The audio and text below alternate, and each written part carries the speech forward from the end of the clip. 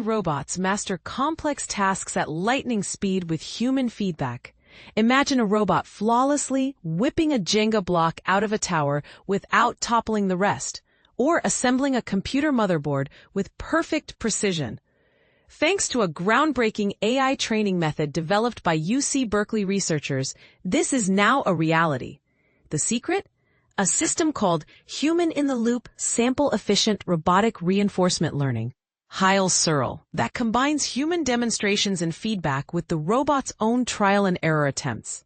This powerful synergy allows robots to master intricate tasks like Jenga whipping with a staggering 100% success rate, and in record time, just 1 to 2 hours of training.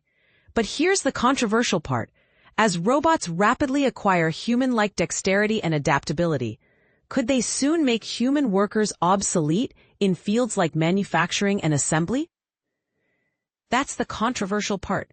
As robots rapidly acquire human-like dexterity and adaptability, could they soon make human workers obsolete in fields like manufacturing and assembly? The researchers put their robots to the test with a battery of complex challenges, from egg flipping to object passing to assembling intricate components.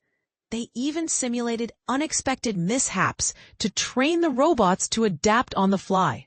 The result?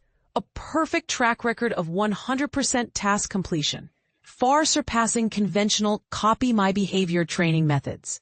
This breakthrough has game-changing implications, especially for made-to-order industries like electronics and automotive manufacturing, where reliable, adaptable robots could revolutionize production. And with the research made open source, other innovators can build on this transformative technology.